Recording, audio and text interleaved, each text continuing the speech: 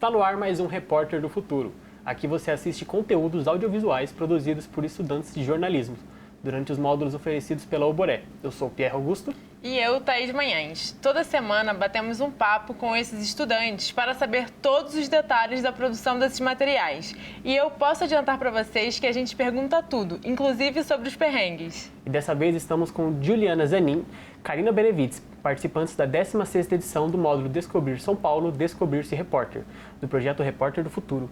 Bem-vindas, meninas. Tudo Obrigada. bem? Tudo bem. Bom, então, vamos começar perguntando como vocês como vocês decidiram escolher esse módulo, esse tema todo para o reportagem de vocês. Foi um tema que já tinham na cabeça? Foi algo que tinham várias coisas? Como é que foi esse processo? Na verdade, a gente estava pensando em um tema que fosse abordar a cidade de São Paulo, mas que fosse muito específico. E eu tive a ideia de falar sobre educação. A gente teve algumas ideias ao longo do processo até chegar Preparando do Futuro. E, enfim, o Iago, que é o nosso trio aqui, que também fazia parte, mas não pôde vir, ele teve uma indicação de um lugar que ele conhecia, que era uma ocupação que antigamente era um telecentro, só que a gente não conseguiu. E aí a gente acabou chegando no Preparando o Futuro, nesse cursinho, depois de muitas procuras, assim, que ele já conhecia, tinha amigo que estudou lá. Então foi meio unânime, assim, ele trouxe a pauta, vocês abraçaram assim, viram que era isso que queria. A proposta era legal, né? Uhum. Sim. Legal. E ele falou que ele achou esse cursinho. Como foi esse processo de achar esse amigo dele que ele conhecia? Ele já tinha dado algum feedback sobre? Bom, ele tinha um amigo que já tinha participado desse cursinho, e aí vale ressaltar que é um cursinho popular que não é para o Enem, não é para vestibular, como geralmente acontece. Uhum. É um cursinho popular que é voltado para ETECs. E um amigo dele tinha feito esse cursinho, tinha conseguido a aprovação, acho que tinha conseguido a aprovação. Sim. E ele conheceu através desse amigo dele, e aí ele indicou pra gente, falou sobre o projeto, uma iniciativa na Brasilândia, que foi um lugar de São Paulo que eu pude conhecer através do projeto, fazendo esse trabalho.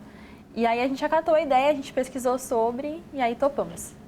Legal. E como foi esse processo de ir até o lugar e encontrar as pessoas para entrevistar? Vocês falaram com alguns estudantes. Como que foi esse caminho, assim?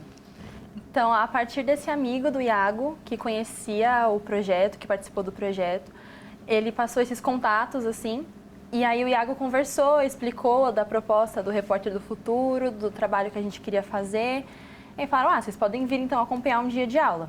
E aí a Gil não conseguiu ir, mas eu e o Iago fomos lá. E a gente passou o dia inteiro com eles, então desde o momento que os alunos entraram na escola para fazer as aulas, que eles ficaram lá e a gente foi junto, a gente acompanhou um pouco das aulas, um pouco de como funcionava a coordenação do projeto. A gente acompanhou tudo, assim, e a gente notou que muitas coisas a gente descobriu lá e que a gente não teria descoberto se a gente não tivesse ido a campo mesmo, se a gente não tivesse ido até lá, conversado com as pessoas, olhado no olho, aquela coisa toda, assim. Uhum. E foi bem legal a experiência, porque a gente pôde também enfrentar o desafio da câmera, do microfone, etc., que é um desafio à parte, né? E por falar nisso, como é que vocês gravaram parte de equipamento? Porque vocês falaram que ficaram o dia todo lá, entraram 7 da manhã, foram sair lá no final da tarde. E bateria de câmera, de celular, lapela, como é que foi para preparar tudo isso? Vou responder aqui, porque, né, tava lá, fiz parte desse momento. Então, a gente tinha uma câmera do Iago e a gente tinha dois celulares. Dois meus, o do Iago não estava muito bom para utilizar para isso. E aí, a gente gravou uma das entrevistas na câmera do Iago, com o microfone dele, lapela e tal. Só que depois da primeira entrevista, acabou a bateria da câmera. E aí, bom, vamos pro celular então. Aí a gente confiou na memória do meu celular e aí o restante das entrevistas foram feitas no celular, com uma lapelinha também que eu tinha comprado recentemente, ainda bem. E aí deu pra gente usar, deu pra gente gravar, com medo de acabar o armazenamento, tanto que uma das entrevistas deu 40 minutos, mais ou menos, 40 minutos. E a gente tava com receio de não rolar, mas deu tudo certo. Legal. E até aproveitando falar um pouco sobre isso, vocês estavam lá, né? Vocês foram, e uma coisa bem interessante da reportagem é que tem a passagem, né? Que você é que faz. Como é que você fazia para decorar o texto? Você lia alguma coisa? Você se preparou antes? Como que o grupo também selecionou, assim, que você faria a passagem? Como foi isso? Bom, a gente tinha uma pesquisa que o grupo fez na semana anterior, assim. Então, a Gil, principalmente, fez muito dessa pesquisa. Se você quiser falar um pouco sobre...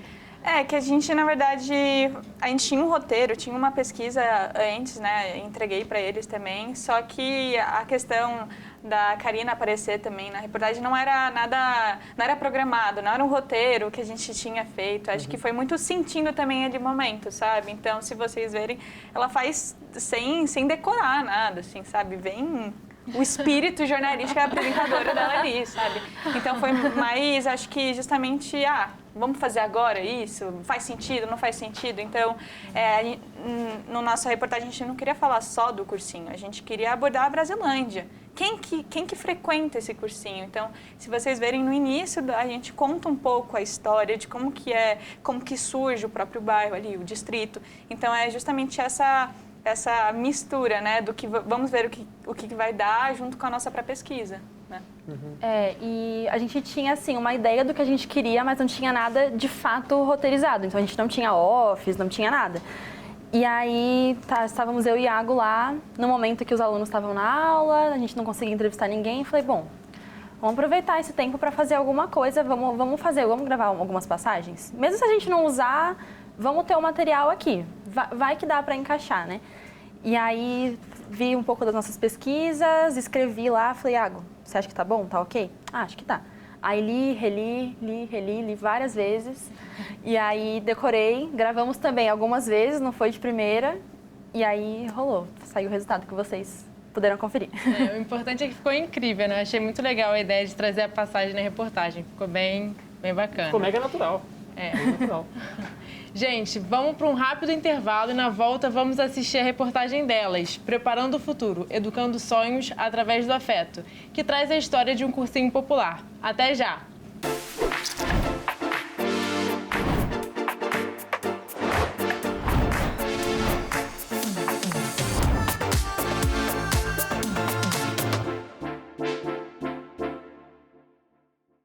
E aí, pessoal, tudo bem? Tá assistindo o programa e ficou com vontade de participar do projeto Repórter do Futuro? Acesse oboré.com para saber mais sobre os requisitos e sobre os prazos de inscrição. Quem sabe o seu trabalho não é exibido aqui, na Rede Câmara.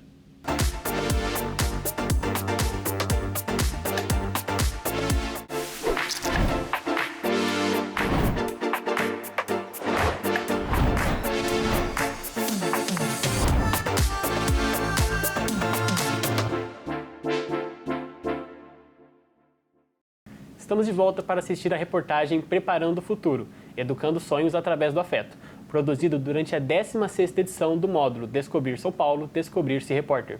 O trabalho foi realizado por Juliana Zanin, Iago Filgueiras e Karina Benevides. Vamos assistir? Bora, pessoal. Vamos lá. Roda o VT.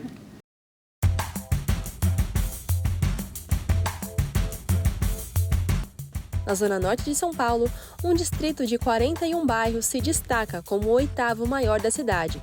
Vila Penteado, Parque Belém e Jardim Elisa Maria são parte da região que abriga milhares de paulistanos. Brasilândia é um distrito de São Paulo com mais de 260 mil habitantes. Localizado na zona norte, era ocupado por sítios e chácaras para a produção de cana-de-açúcar na década de 30. O distrito recebe esse nome em homenagem a Brasílio Simões, comerciante que teve a iniciativa de construir a Igreja Santo Antônio. 20 anos depois, as construções residenciais começaram a surgir. Famílias do interior de São Paulo e da região Nordeste passaram a povoar a região em busca de melhores condições de vida. No bairro Jardim Elisa Maria, um projeto se destaca como incentivador da educação na região. O Preparando o Futuro é um cursinho popular que busca ser ponte para que jovens da região tenham acesso ao ensino médio de qualidade. A Escola Municipal de Ensino Fundamental José Hermínio Rodrigues é o palco da iniciativa. Aos sábados de manhã, o espaço da EMF é ocupado por professores e alunos do Preparando o Futuro. Nascido em 2008, o cursinho atua na inserção de jovens em ETECs de São Paulo. Anualmente, cerca de 150 vagas são abertas. Somente no primeiro semestre de 2024, 63 alunos foram aprovados para diferentes escolas técnicas da cidade. 228 ETECs estão espalhadas em todo o estado de São Paulo. De acordo com o Centro Paula Souza, mais de 226 mil alunos estão matriculados nas unidades. O vestibulinho é a forma de ingresso aos cursos ofertados nas escolas técnicas. Mas o preparo para a prova começa muito antes. Cursinhos populares são uma opção para quem busca estar apto para a prova e conseguir acessar o METEC. A Alessandra Davanzo é coordenadora do Preparando o Futuro, que não se limita ao cursinho. Preparando o Futuro é um programa que tem o cursinho, mas tem também a plataforma de ensino, tem as visitas técnicas, tem a saída cultural. Então, são vários pequenos projetos dentro desse programa, que acontece aqui no Elisa Maria, na Brasilândia. Tiago Almeida é o fundador do projeto. Atualmente, ele é analista judiciário federal e trabalha paralelamente no cursinho. Ele conta a importância de ter feito um ensino médio de qualidade e o que despertou para fundar a iniciativa. Então, quando eu estava no banco ainda, eu vi o potencial dos jovens da região e sabendo que a minha história tinha tido sucesso e facilidades por conta do ensino médio que eu tive.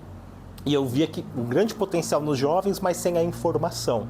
Então, ali em 2008 ainda, a gente começou a articular, eu ainda estava na faculdade, mas aí a gente juntou com um grupo de amigos e começamos o cursinho, né? O programa é realizado em parceria com o PIPA, associação sem fins lucrativos que atua nas periferias da Zona Norte de São Paulo. A gente tinha um coletivo na Brasilândia, atuando já desde 2008, e tinha um coletivo no PIPA, que era o PIPA, né, originalmente, era o projeto de integração do Perialto, né, que atuava com crianças no Perialto, e eles estavam se institucionalizando. Então a gente fez essa junção. Se agora o curso tem até lista de espera, a primeira turma foi um grande desafio para Tiago e seus amigos. Começamos com 25, 30 alunos, chegamos no final com 3 alunos só. Era aula quase particular, né? E um deles era minha mãe, que estava ali ajudando, também apoiando. Então ficou minha mãe e 2 jovens, né? Um primo meu e um rapaz da igreja, que passaram, os 2 passaram. Então, no primeiro ano a gente teve, minha mãe não prestou, né? Mas o que prestaram a gente teve a maior índice, né? Foram 100% de aprovações que fizeram a prova. 17 anos se passaram e atualmente a expansão das turmas foi necessária para dar conta da alta demanda de alunos. A Alessandra conta que neste ano a equipe recebeu 83 inscrições a mais do que o projeto comporta. A gente não quer que ninguém fique de fora. E aí a gente, não dá para acolher todo mundo, mas e se a gente colocar mais 5 em cada sala? Já aumenta 20. Então, as salas aqui comportam o normal, 35 lugares, mas hoje a gente está com 160 alunos, 40 em cada turma. Parte dos alunos que entram no cursinho costumam não sair mais. Sendo aprovados em ETECs ou não, encaram o outro lado do projeto e se tornam voluntários. É o caso de Karina Timóteo, que estuda recursos humanos na ETEC Paulistano. Passar numa escola de qualidade, porque as escolas aqui da região, algumas não falta professor, ou os alunos não são empenhados e os professores também não colaboram. Também porque teria um curso técnico, que já prepararia para a área de trabalho. Gustavo Cunegundes é estudante do ensino médio com ênfase em ciências da natureza na ETEC Albert Einstein e é mais um caso de ex-aluno que permaneceu no projeto. Ele descobriu o curso que se identificava através da orientação vocacional, que é parte do Preparando o Futuro. Ano passado, a gente teve bastante experiência em relação aos cursinhos, com os professores explicando como funcionava cada um. Ano passado eu descobri que eu gostava bastante de biologia, então foi um dos motivos que me fez encaminhar para essa área. O voluntário David Farias não conseguiu aprovação no vestibulinho. No entanto, ele reconhece o impacto do cursinho e retornou para atuar na administração. O jovem ainda tem o sonho de realizar um curso técnico. Que eu soube que tinha gastronomia, eu queria fazer gastronomia. Eu conheci as ADM, fiz amizade com elas e com outras pessoas. Agora eu só vou tentar fazer só o curso. Os alunos compreendem a diferença que o Preparando o Futuro realizou em suas vidas e buscam retribuir o que aprenderam durante o curso. Bem, eu pensei de tudo que o cursinho fez por mim, então resolvi retribuir dessa maneira, indo ajudar. Eles me ajudaram em muitas coisas, porque eu aprendi bastante coisa no cursinho. Aí eu tive mais vontade de estudar também e também pelas coisas que vem me acontecendo. Eu descobri um monte de coisas que antes não tinha nem pensado ou visto. E eu queria agradecer deste modo que fiquei dessa vez como voluntária esse ano. Se engana quem pensa que o Preparando o Futuro impacta somente a vida dos estudantes. As famílias e comunidades em que estão inseridos também colhem frutos plantados durante o curso preparatório. A gente tem uma história muito bacana também que a mãe voltou a estudar, que é o caso da mãe da Drica. Quando estava fazendo faculdade, a mãe dela foi uma super apoiadora, incentivadora. Inclusive, ela é uma das pessoas que a gente traz para conversar com os pais. Então, a gente traz um pai para, na reunião inicial ali de apresentação, ela dialogar com os pais. E é bacana que ela fala, eu lembro do Thiago aqui falando na reunião de pais, que a gente tem que criar um ambiente de estudo para os filhos. E eu nunca tinha pensado nisso, então fui vender meus bolos, fui fazer ali, preparei construí um quartinho para as minhas crianças estudarem, né? Aos poucos, a mãe, que tinha parado de estudar, voltou a estudar. Ela tinha parado os estudos para cuidar dos filhos, casamento e tudo essas coisas. Porque a mãe dela, sendo incentivada e vendo ali o desenvolvimento, se inspirou para voltar a estudar também. E aí ela voltou, ela tinha o desejo de ser enfermeira, e aí ela passou no concurso de agente de saúde, e agora está se formando em enfermagem. A Adriane é nossa voluntária até hoje, né? Se formou em pedagogia, hoje trabalha como professora concursada em São Bernardo do Campo, e ela, como voluntária aqui, teve um ano que ela quis fazer uma surpresa para a mãe dela. E ela se inspirou, terminou o ensino médio e estava entrando na faculdade. A filha, olha, você sempre me ajudou, me apoiou, comprou meus uniformes, eu quero te dar também o seu primeiro uniforme de enfermeira, né? Então foi bastante emocionante esse dia aí de poder participar dessas vidas, né? Então é muito legal, assim. E a Drica é a mais velha de 3 irmãos. A Júlia, que é do meio, já fez 2 ETECs. E o menor, a gente só tá esperando, tá no 9º ano, porque, é certo que ele vai estar aqui com a gente. A Drica, citada por eles, é a Adriane Diniz, professora em uma escola pública de São Bernardo do Campo, na região metropolitana de São Paulo. Antes de chegar à universidade, ela realizou 3 cursos técnicos em ETECs da cidade. Ela explica como o cursinho foi um divisor de águas em sua vida. Eles me incentivaram muito a sonhar, a entender que existia um mundo fora da Brasilândia, depois da ponte existiam possibilidades, existiam coisas que eu era capaz e lugares que eu, como estudante de escola pública periférica, precisava ocupar, né? Para me sentir como um agente de transformação para o lugar onde eu morava. E a minha mãe foi comigo, a minha mãe voltou a estudar, ela tinha parado na 8ª série, ela fez EJA, ela terminou o ensino médio, ela fez fez técnico em enfermagem, e assim, hoje ela trabalha como técnica enfermeira em OBS, e a gente, de fato, vive a realidade de algo que era sonho antes, né? E que o cursinho foi, de fato, o divisor de águas, né? Quem abriu as portas para tudo isso. Esta é apenas uma das histórias que os voluntários classificam como emocionantes. Para Andrei Camargo, que é professor voluntário no Preparando o Futuro desde sua fundação, o cenário que encontra na sala dos professores do projeto é motivo de alegria. Na sala dos professores a gente tem 2, 3 professores que são ex-alunos e que fizeram a diferença para eles, entenderam a diferença que eles podem fazer, evoluíram e voltaram aqui exatamente para poder devolver. Minha grande motivação é estar aqui para devolver um pouco para a sociedade o que eu recebi, e quando eles percebem isso, para mim também é uma questão assim que para mim é muito comovente. Assim. Eu entendo que para mim o mais marcante, o mais bonito é ver os ex-alunos voltando como professores. Eu acho que essa é o mais impacto, é o mais forte, né? Porque eles estão ali agora para passar, e quase todos eles são unânimes. Por que você está aqui? Eu quero dar a oportunidade que eu tive. Quero devolver aquilo que me foi ofertado em algum momento, né? Os voluntários do projeto também sentem os efeitos positivos da iniciativa. Hoje eu trabalho basicamente com projetos sociais e principalmente voltado para a educação. Eu me sinto muito bem fazendo isso. Me sinto muito bem, muito contente mesmo. Eu gosto de dar aula, eu gosto de ensinar, é uma coisa que eu trouxe da minha vida inteira, eu sempre gostei dessa sensação. para mim é muito gratificante estar aqui. O fundador se orgulha dos resultados do Preparando o Futuro. É bem especial, né? Ver isso acontecendo, ver esse ciclo, né? Um ciclo que às vezes ia ser de miséria, de pobreza, de violência, sendo quebrado, né? E substituído aí por coisas boas.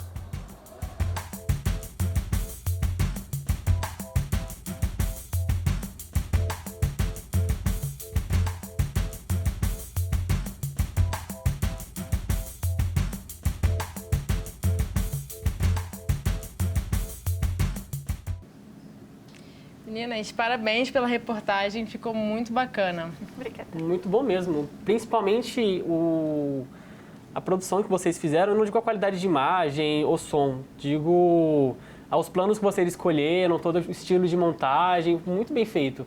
Já tinham feito algum material similar antes? Eu tô no 4º semestre de jornalismo, nunca tinha feito, de fato, assim, vídeo, nenhum produto, assim, vídeo. A Karina e o Iago sabem mais. Então, eles, como estão já no final, mas, assim, do curso, eles já tinham, digamos que uma experiência. Mas eu falo que eu aprendi muito com a forma que eles fizeram, assim, tipo, recorte, enfim. Eu tô no 6º semestre, então já tinha tido algumas experiências, assim, de gravar algumas notas, algumas coisas. E no último semestre, que foi que coincidiu com o período de fazer o projeto, fazer o trabalho final, eu tinha também que fazer uma reportagem em vídeo. Então, foi uma coisa, assim, aliada à outra. E o meu estágio também me ajudou nesse processo, assim, a minha experiência no meu estágio.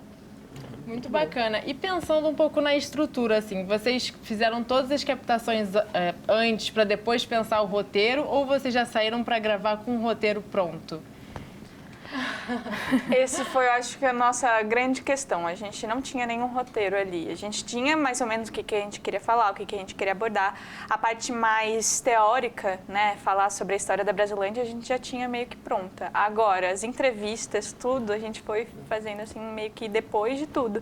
Então, depois da entrevista, eles mandaram, né, todos os vídeos e aí a gente foi decupando.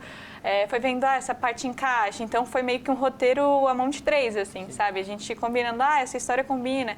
Meio que costurar, de fato, né, toda a história. Acho que até porque a gente não tinha um roteiro, assim, não tinha como a gente construir um roteiro sem saber as histórias que a gente ia escutar lá. Então, a gente ter escutado as histórias, ter entendido um pouco mais sobre como funcionava o projeto, sobre o impacto que ele tinha, foi muito importante para daí a gente entender o que era de fato importante para a gente colocar na reportagem. Eles pegaram um enfoque, isso vocês tinham, um enfoque vocês conseguiram, vamos partir daqui. A gente aí tinha os esqueleto. Detalhes para poder preencher, aí foi só com o decorrer da entrevista, tal, as conversas. Sim. Isso aí, assim mesmo. E nessa parte de botar a mão na massa, como é que foi a questão de perrengue de vocês? Porque a gente sabe que fazer documentário, fazer reportagem, dá problema em câmera, dá problema em áudio, dá problema em programa de edição. Como é que foi? Vocês tiveram algum barraco desses aí ou não? Bom, vou deixar a parte final, mas... Bom, como eu falei no último bloco, né, a gente teve a questão da câmera, então acabou a bateria da câmera e aí a gente teve que usar o celular e confiar, botar fé nele que ia dar certo e graças a Deus deu certo. Mas a gente teve também questão de fonte, que a gente ia colocar uma outra fonte que acabou não rolando, que desmarcou, assim. Tentamos outra pessoa, também não deu muito certo. Mas a gente foi se adequando conforme a gente pôde. E aí, né, o processo de edição foi com a Gil. Eu acho que só para complementar essa questão que a gente estava procurando, né, um especialista que pudesse falar sobre a questão da educação, a gente procurou, a gente marcou entrevista, deixaram a gente no bolo umas 3 vezes, aí a gente falou, tá bom, né, a gente tem essas histórias, eu acho que sou muito grata também porque eles pegaram pessoas que contaram a história deles, é isso que a gente queria, então acho que a gente começou a conectar muito ali. Mas a parte da edição, vou ter que ser muito sincera, gente, eu nunca editei um vídeo, nunca na minha vida. Era só aquele aplicativo, sabe, rápido, e aí ter que usar, tipo, que é todo complicado, aquele software... Premiere. Então, assim, ter que entender... Eu me joguei, falei, vou aprender, foi bem complicado. Às vezes eu jogava assim, gente, eu não tô conseguindo, surtava, eles iam lá, ajudavam. Acho que ter essa conexão de eles já estarem um pouco no final do curso, eu tô ainda ali no meio, acho que a gente também teve uma troca muito, muito, muito grande ali, mas foi um perrengue Forte. Você viu como um laboratório de vocês, né? Principalmente o seu, que está no começo do curso agora e já caiu de cabeça fazendo tudo isso. Tive que ver muito vídeo, aí foi muita pergunta. Eu perguntando para alguns colegas meus do meu trabalho também, vendo com o professor. Foi, assim, uma grande colaboração para que tudo saísse como a gente queria. Exatamente. Quanto tempo você levou para fazer essa primeira edição? Assim, porque a edição é isso. Quanto mais você faz, mais rápido, menos tempo você vai levar para fazer as outras. A primeira, quanto tempo você levou? 8 horas. 8 horas? 8 horas. Você fez tudo de uma vez? Para um vídeo de 12 minutos, né? E a gente tendo que diminuir. Assim, a gente tinha entrevistas que eram longas. Então, você tem que cortar.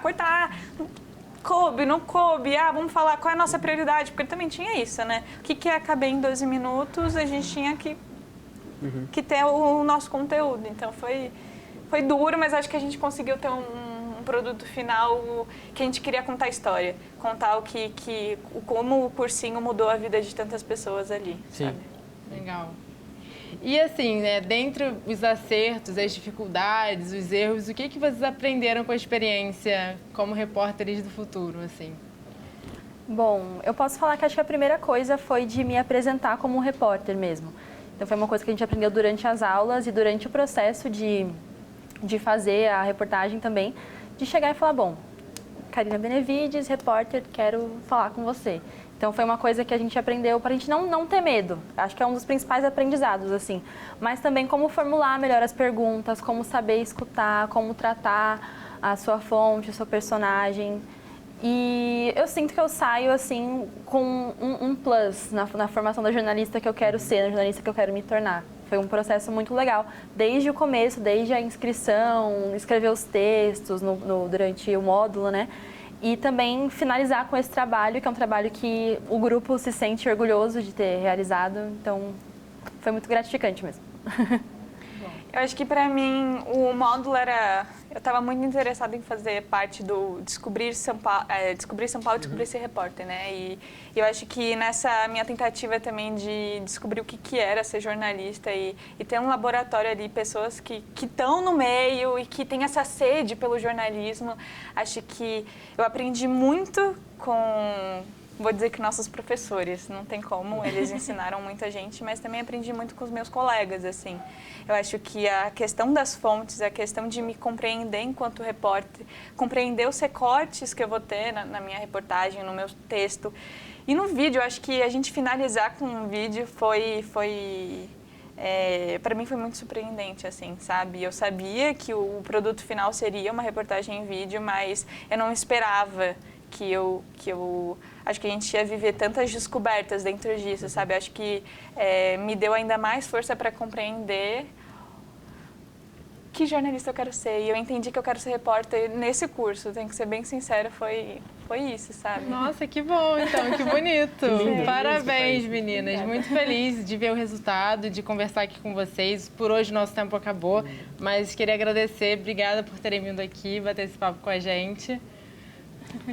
A gente que agradece o convite, foi muito legal participar de todo, desde o início e estar aqui para finalizar esse processo, está sendo muito especial. Poder conversar um pouco também dos bastidores, então muito obrigada por esse espaço. A gente agradece. Obrigado por nos assistir até aqui. Nos próximos episódios, traremos mais peças jornalísticas e os bastidores de suas produções. Acesse nossa playlist com todos os programas das temporadas passadas e também se inscreva no nosso canal. O QR Code está aqui na tela. Siga também as redes sociais da Oboré para ficar sabendo da abertura de novas turmas e novos conteúdos. Rede Câmara São Paulo, sua conexão com a política da cidade.